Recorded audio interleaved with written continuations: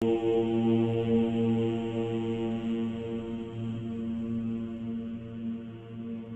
नमः शिवाय। भारत माता शिव शक्ति अवतार। आज है 17/9/2024। रिवाइज डेट है 10/7/64। सीखी लदे बच्चे, बेहद का बाप तुमको ऐसे कर्म सिखलाते हैं जिससे तुम स्वर्गवासी बनते हो, परंतु उसमें पद तो नंबरवार है ना। पुरुषार्थ पर सारा मदार है। देखना है हम स्वर्गवासी तो बनेंगे, परंतु पद हमारा क्या होगा। गीत है आज नहीं तो कल। बच्चों को अपने परम पिता द्वारा अपने घर का भी पता चला है, कौन बच्चे और कौन पिता। निराकार बच्चे और निराकार पिता। अब निराकार बच्चों को अर्थात आत्माओं को परम पिता परमात्मा शिव द्वारा घर का रास्ता मिला है, और शिव पिता कहते हैं इस पतित दुनिया में बहुत दुख है।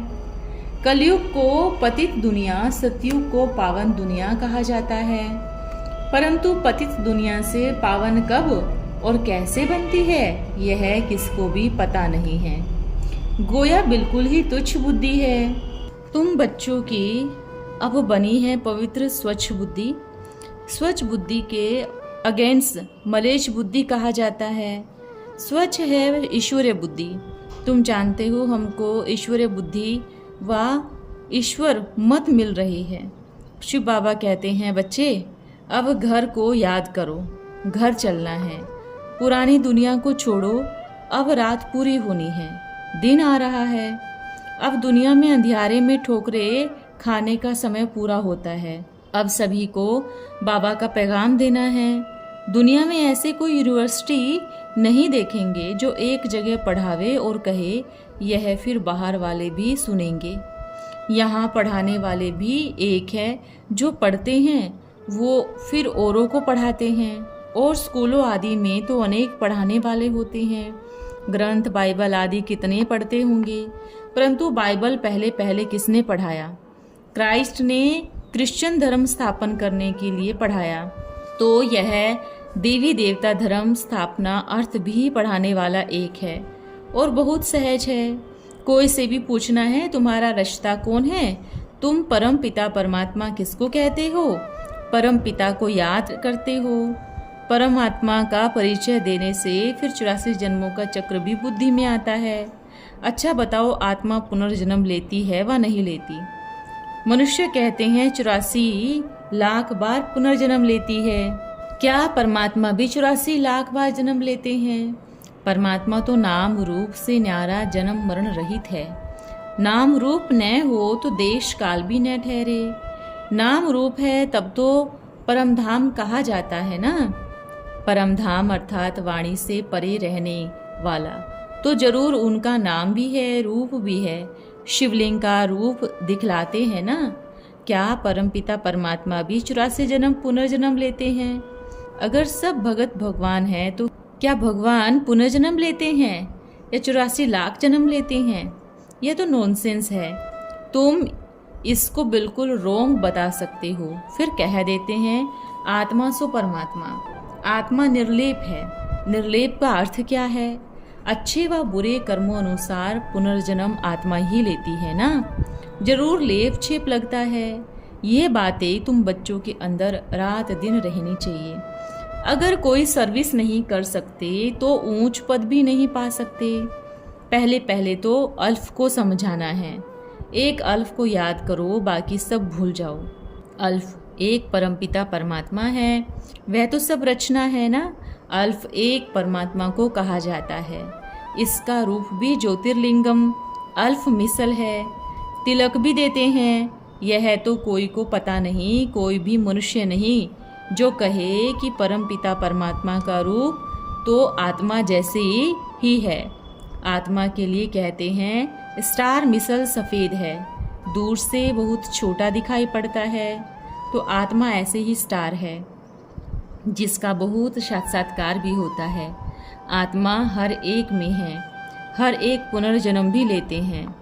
बाबा को सभी याद करते हैं, भक्त बुलाते हैं, भगवान आओ, अथवा भक्त कहते हैं भगवान से मिले। शरीर साथ तो मिल न सके। कहते हैं फलाना स्वर्ग सिधारा, तो यह आत्मा जाती है ना। तुम बच्चों को शिव बाबा बैठ समझाते हैं, तुम अपने जन्मों को नहीं जानते, हम तुमको समझाते हैं, यह और कोई कह न सके। 84 लाख जन्मों की बातें तो कोई को याद भी नहीं रहे। कहाँ 84 जन्म और कहाँ 84 लाख। तो मनुष्यों में जरा भी ज्ञान नहीं है। नाम तो बड़े बड़े विद्वान पंडित आदि बाबा कहते हैं, जो कुछ पढ़े हैं वो काम का नहीं है। अब तुम सिर्फ मुझे याद करो तो विकर्म विनाश होंगे। क्राइस्ट को क्यों याद करते हो? क्या इनके पास जाने लिए जरूर क्राइस्ट यहाँ आएगा ना? आत्मा और उनके शरीर को याद करते हैं, जानते हैं क्राइस्ट फिर से आएगा क्रिश्चियन धर्म स्थापन करने के लिए। क्राइस्ट तो जरूर वो ही चाहिए जिसको क्रॉस पर चढ़ाया, वो आए फिर धर्म स्थापन अर्थ, फिर वही क्राइस्ट तब आएंगे क्रिश्चियन, जबकि क्रिश्चियन घराना नहीं होगा। कृष्ण को भी याद करते हैं, समझते हैं कृष्ण के साथ स्वर्ग था तो उनको आना पड़े, परंतु कब आएंगे? हम याद करते हैं, इससे क्या होगा? पतित से पावन भी तो नहीं बन सकेंगे। पतित मनुष्य तो दुखी है, तब तो पावन बनना चाहते हैं। पावन दुनिया है निर्वाण धाम या जीवन मुक्त धाम। आत्मा चाहती है हम वापस जाएं, क्योंकि यहाँ दुख है। बाबा को कोई भी नहीं जानते। अभी तुम सन्मुख बैठे हो, तुम जानते हो बेहद के पिता से हम स्वर्ग का वर्षा ले रहे हैं। यहाँ नशा चढ़ता है, बाहर जाने से फिर ये नशा कम हो जाता है। अभी सन्मुख बैठने से तुमको नशा है। शिव बाबा ब्रह्मा तन से हमको स्वर्ग का मालिक बनाने आए हैं। स्वर्ग का मालिक प्रजा भी अपने को कहेगी। सब स्वर्गवासी थे, अब यहाँ है नरकवासी। कोई गरीब है, कोई साहूकार है। यह कर्मों का हिसाब है। बेहद का पिता भी तुमको ऐसे कर्म सिखलाते हैं जिससे तुम स्वर्गवासी बनते जा रहे हो। भारतवासी अब नरकवासी है, फिर भारतवासी ही स्वर्गवासी बनने हैं, परंतु उसमें पद तो नंबरवार है ना। मम्मा बाबा तो मालिक बनेंगे, पुरुषार्थ पर सारा मदार है। देखना है हम स्वर्गवासी तो बनेंगे, परंतु किस पद पर? मम्मा बाबा के तख्त पर बैठने लिए फॉलो करना है। बाबा सहज राजयोग सिखला रहे हैं। कोई को धारणा होती हो और किसको सिखला न सके, यह तो होता नहीं। यह तुम्हारी भूल है। बुद्धि योग ठीक नहीं। बात तो बड़ी सहज है। बेहद का बाबा सब आत्माओं का बाबा है। बाबा कहते हैं तुम तो पत्थर बुद्धि डल बुद्धि हो। बरोबर तुम पत्थर बुद्धि थे ना। अभी बाबा ने अपना और रचना का अंत बताया है। लाखों वर्ष की बात तो कोई समझा भी न सके। बाबा कितना सरलता से समझाते हैं, तो भी पत्थर बुद्धि धारणा नहीं कर सकते। कोई तो अच्छी रीति धारणा करते हैं। बच्चों को समझाया है बाबा को याद करना है, और कोई साकार को याद नहीं करो। आत्मा ही परमपिता परमात्मा को याद करती है। बाबा कहते हैं मैं आया हुआ हूँ, तुम सिर्फ और संग तोड़ एक मुझ शिव पिता को याद करो। हम कोई साकार में नहीं फंसाते। अपने को आत्मा समझ निराकार परमपिता परमात्मा शिव पिता को याद करो। अब मैं तुमको लेने आया हूँ, क्योंकि 84 का चक्र पूरा होता है। कलयुग अंत तक तुम 84 जन्म लेते हो। शास्त्रों में 84 लाख जन्म आदि आदि क्या क्या लिख दिया है। गोया शास्त्रों से ही मनुष्यों ने दुर्गति को पाया है। शास्त्र रचे हैं मनुष्यों ने। बाबा तो सारे ड्रामा को जानते हैं। भारत ही 16 कला संपूर्ण निर्विकारी था, और खंडों को सर्वगुण संपन्न 16 कला संपूर्ण नहीं कहेंगे। देवताओं के सिवा यह टाइटल और किसको भी नहीं मिल सकता, और धर्म वालों को 16 कला संपूर्ण कह नहीं सकते। अभी भारत पर ग्रहण लगा हुआ है। ग्रहण लगने में पूरा एक कल्प लगता है। संपूर्ण तो पहले थे, फिर कलाएं कम होती गई। भारत को ग्रहण लगने में 5000 वर्ष लगे हैं। त्रेता में 2 कलाएं कम होती है, परंतु हम 2 कला क्यों कहते हैं? क्वार्टर कला कम हुई, आधा कला कम हुई, ऐसे क्यों न कहे? गोया हमको 16 कला से नीचे आना ही है। बल सुख रहता है, परंतु कलाएं तो कम होती जाती है ना।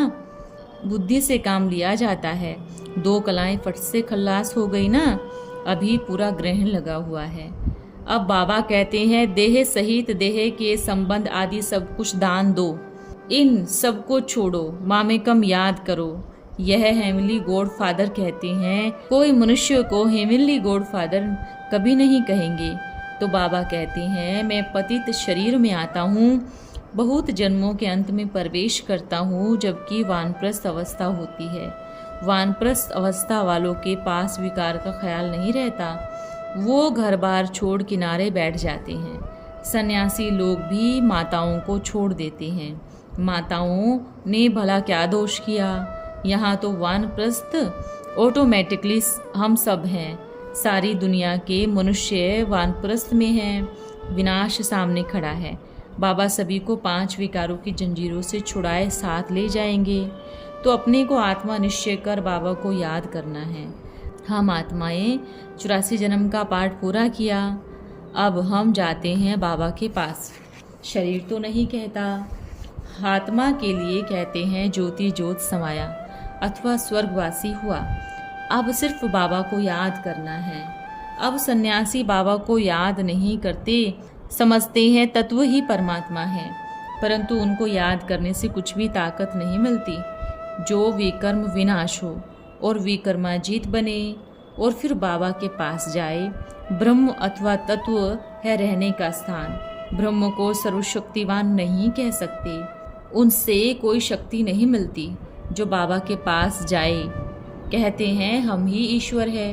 आगे हम भी समझते थे सब आप ही आप है, जिधर देखूं उधर तू ही तू, परंतु अब समझते हैं यह रोंग हो गया।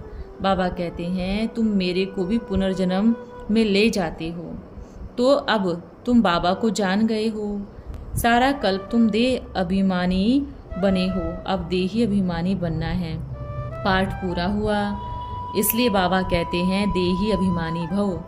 आत्माओं से बात करते हैं। सतयुग में आत्मा परमात्मा का ज्ञान नहीं होता, अभी बाबा ज्ञान देते हैं। बाबा आकर पतित दुनिया को पावन बनाते हैं। एक धर्म की स्थापना कर बाकी सबका विनाश करा देते हैं, इसलिए त्रिमूर्ति दिखाया है। इन द्वारा कराते हैं। खुद तो है निराकार, ऑर्गन्स बिगर ज्ञान कैसे दे? इसलिए कहते हैं मुझे भी शरीर चाहिए ना। जिन्होंने पूरे 84 जन्म लिए हैं उन्हों को ही बाबा समझाते हैं, दूसरे किसको समझ में नहीं आएगा। जिन्होंने 84 जन्म पूरे लिए हैं वे ही बनेंगे, यह भी समझने की बातें हैं। मनुष्य मनुष्य को कब सुख दे नहीं सकता। सुख देने वाला एक ही है बाबा, जिसको सुखदाता कहते हैं। दुख देती है माया, माया भी बड़ी बलवान है। इसलिए बाबा को याद करेंगे और स्वदर्शन चक्र फिराते रहेंगे तो माया का सिर कट जाएगा और फिर तुम मालिक बन जाएंगे। नॉलेज को अंदर धारण करना है। हमारे 84 जन्म अब पूरे हुए, विनाश भी सामने खड़ा है। आपस में लड़ पड़े तो अनाज उस तरफ से आ न सके। विनाश शुरू हुआ, कैलेमिटीज आएगी, आफतें आएंगी। ड्रामा में जो है उस अनुसार चल रही है। तुम नई दुनिया के लिए पुरुषार्थ कर रहे हो। यह दुनिया तो जरूर बदलनी है। बाकी वंडर यह है जो यहाँ सुनते हैं, यहाँ से बाहर फिर जाने से ही एकदम भूल जाते हैं। न स्थूल न सूक्ष्म सर्विस में तत्पर रहते हैं। ईश्वरीय गवर्नमेंट की सर्विस एक्यूरेट जब कोई करे तभी पद भी एक्यूरेट पा सके। कोई तो बहुत अच्छी सर्विस करते हैं। यह है ही याद की यात्रा। अपने से पूछना है हम कितना याद करते हैं। और तो सभी देहधारियों को याद करते हैं। यहाँ बाबा कहते हैं अशरीरी बन, अशरीरी शिव पिता को याद करो। मुझे शिक्षा देने आना पड़ता है। लौकिक संबंध की याद झट आ जाती है और बेहद के बाबा के लिए भूल जाते हैं। अरे बाबा को थोड़ी ही भूलना है। 5000 वर्ष बाद बाबा आए, कहते हैं मुझे याद करो। तुम फिर भूल जाते हो, अभी तुम पियर घर बैठे हो, फिर वह है ससुर घर। हम तुमको लायक बनाते हैं, पहले मेरे घर चलना है, मैं तुम्हारा पिता हूँ, अब घर चलना है। बाबा को कितना भूल गए हो। घर याद कराने में भी मेहनत लगती है। ब्राह्मणों के संग में रहने से याद रहती है, शूद्रों के संग गया तो याद खत्म हो जाएगी, फिर बहुत सजा खानी पड़ेगी। स्वर्ग में भल सुखी बन सकेंगे, लेकिन मर्तबा भी तो चाहिए ना। दुख में भी मर्तबा है, यहाँ तो बड़ों बड़ों को भी बहुत दुख है। बड़ा कहावना बड़ा दुख पाना, कितनी फिक्रात रहती है, नींद ही फिट जाती है। कितना दुख होता होगा, प्रजा को दुखी देख राजा को भी जरूर दुख होगा ना। बाबा कहते हैं हमारी रचना दुखी हो गई, अब इन्हें सुखधाम पहुंचाना है। अच्छा मीठे मीठे सिकिलदे बच्चों को गुड मॉर्निंग। हम बच्चों की प्यारे बाप दादा को नमस्ते और गुड मॉर्निंग। ओम नमः शिवाय। आज का वरदान है सर्वप्रिय प्रभु प्रिय भव। इस दैवी परिवार के अंदर सबसे खौफनाक नुकसान कारक वो है जो अंदर एक और बाहर दूसरा रूप रखता है। वो कोई के नज़दीक नहीं आ सकता, स्नेही नहीं बन सकता। जो सच्चाई सफाई वाला होगा वो ही सबका और प्रभु का प्रिय होगा। सच्चाई अर्थात जो सोचे वही करे, वही वर्णन करे। मनसा वाचा कर्मणा ही एक रूप में चाहिए। और सफाई अर्थात अंदर में कोई भी विकर्म का कचरा ना हो, पुराने भाव स्वभाव पुराने संस्कारों का भी कचरा नहीं हो। जो सच्चा होगा वही सबका प्रिय होगा और सच्चे दिल पर ही साहिब राजी होता है। अच्छा, ओम नमः शिवाय।